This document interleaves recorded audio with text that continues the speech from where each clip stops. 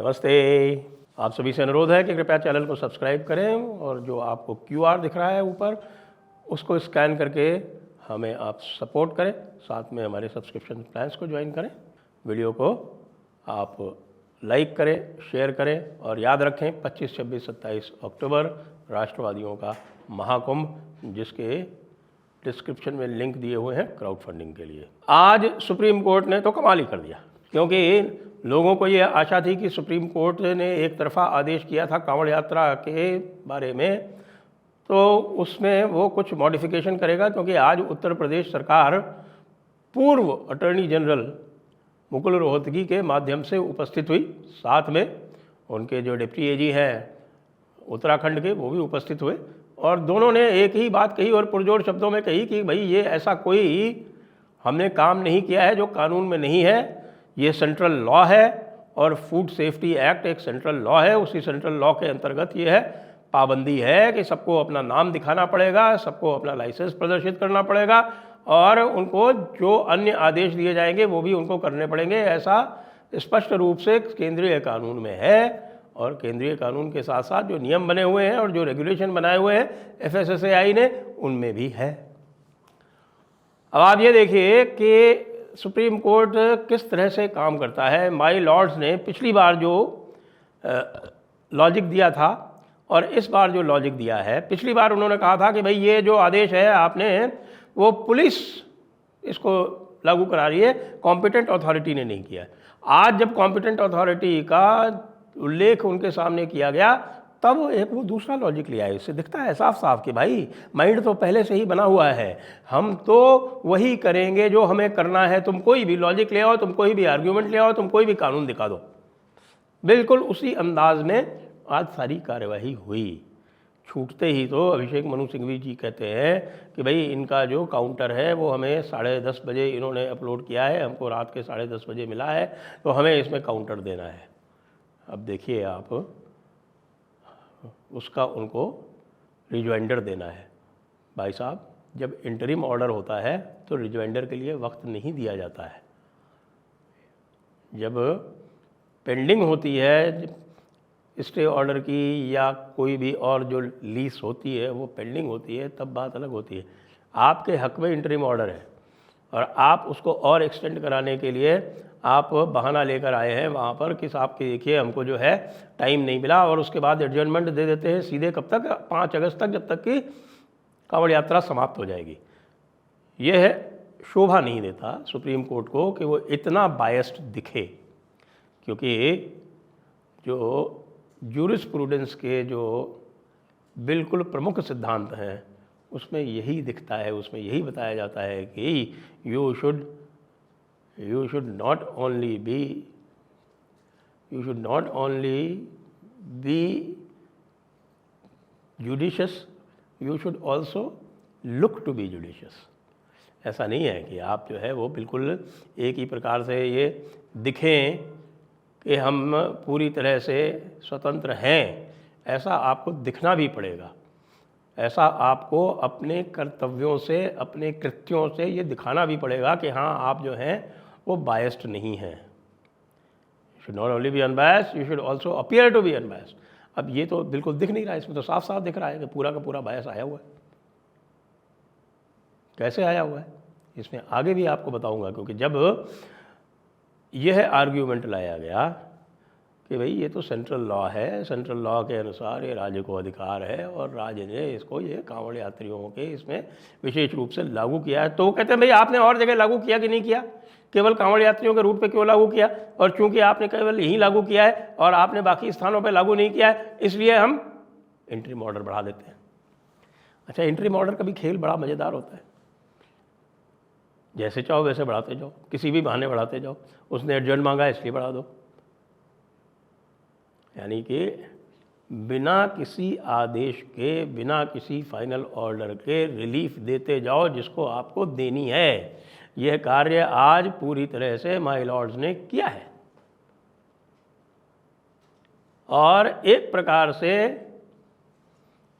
उत्तर प्रदेश सरकार और उत्तराखंड सरकार को सुनने से मना कर दिया। और जब उत्तराखंड सरकार ने ये कहा कि अच्छा यही क्लैरिफिकेशन दे दीजिए कि भाई लॉ के अंतर्गत जो प्रावधान है उसके अनुसार इसको किया जा सकता है, ये क्लैरिफिकेशन दे दीजिए। ये इन्होंने पिछली बार कहा था कि कॉम्पिटेंट अथॉरिटी ही कर सकती है, तो कॉम्पिटेंट अथॉरिटी कर सकती है इसकी बता दीजिए। नहीं नहीं, हमने तो जो अंतरिम आदेश दे दिया वो दे दिया। हमने तो अभिषेक मनु सिंघवी को ओबलाइज कर दिया, सो कर दिया। एक कहावत है पुरानी, याद करा देता हूँ आपको। वो वाली बात है ना कि साहब के एक मेमना था और उधर से कोई शेर साहब आए, वो मेमना को वो देखा कि इसको खा लेते हैं, लेकिन पता नहीं क्यों एकदम से उनको कुछ मॉरल, एक प्रकार से कहें कि कुछ मॉरल व्यथा हुई, तो उन्होंने कहा नहीं, इसको कारण दे के तब इसको कहेंगे कि तू मेरा पानी क्यों जूठा कर रहा है।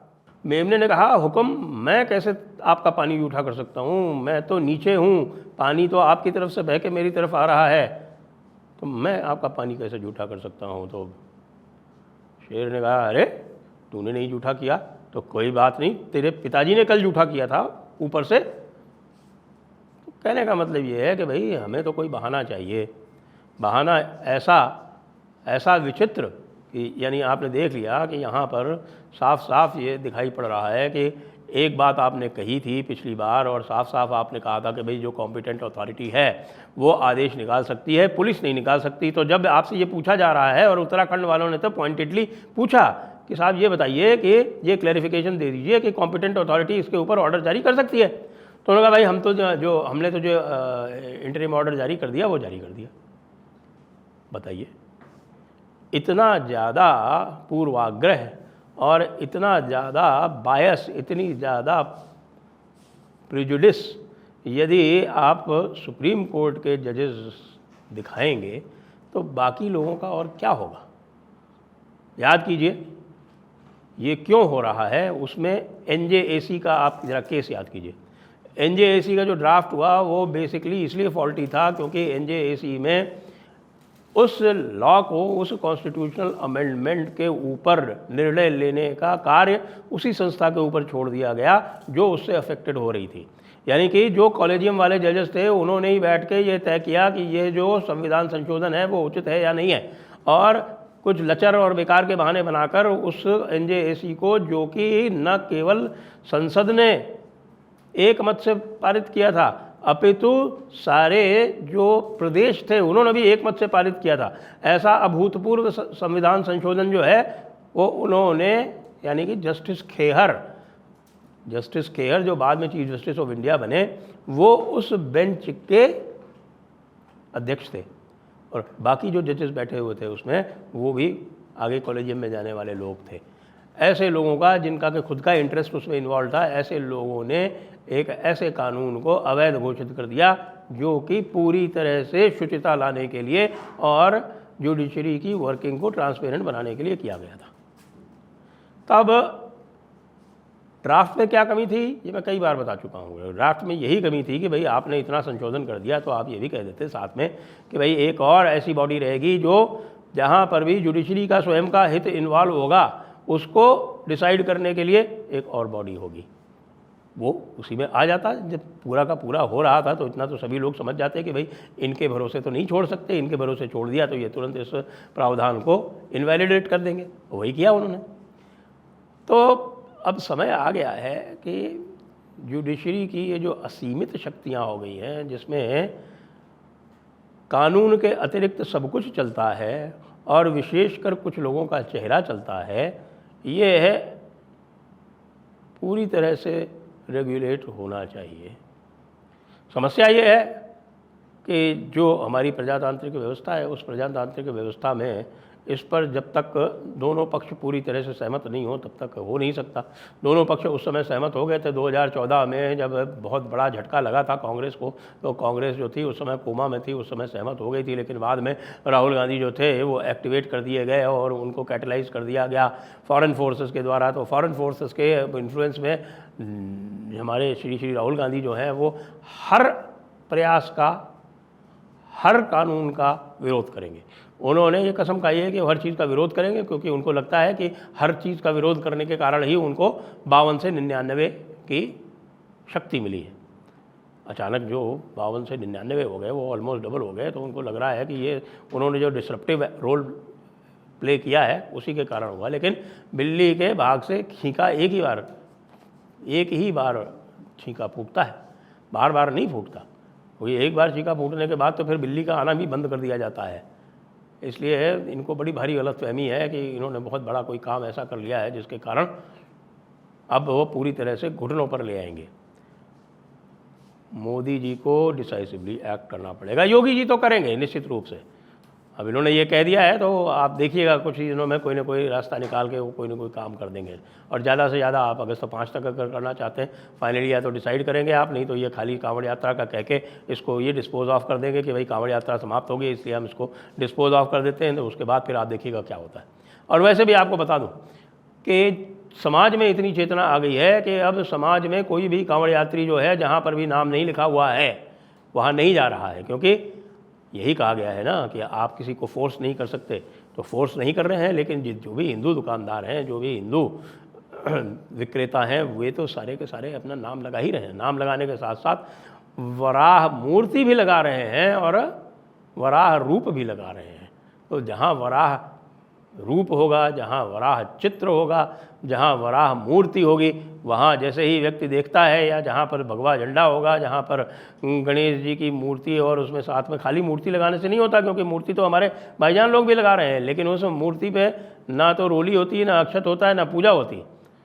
तो सब लोग अब ये बातें समझ रहे हैं, और साथ में जो UPI है उसको भी एक्टिवेट किया हुआ है, लोग UPI से भी चेक कर लेते हैं। तो भाई कोई भी अब धोखा दे तो नहीं पा रहा है, लेकिन इसी प्रकार के जन जागरण की आवश्यकता थी। और हमारे माननीय उच्चतम न्यायालय के न्यायाधीश जो हैं वो जितना ही इस प्रकार का काम करेंगे उतनी ही जन जागरण और जन चेतना और जागेगी, और उनका विरोध उतना ही मुखर होगा। इसलिए उन्हें जन भावना का भी सम्मान करना सीखना चाहिए। जय हिंद, जय भारत, वंदे मातरम।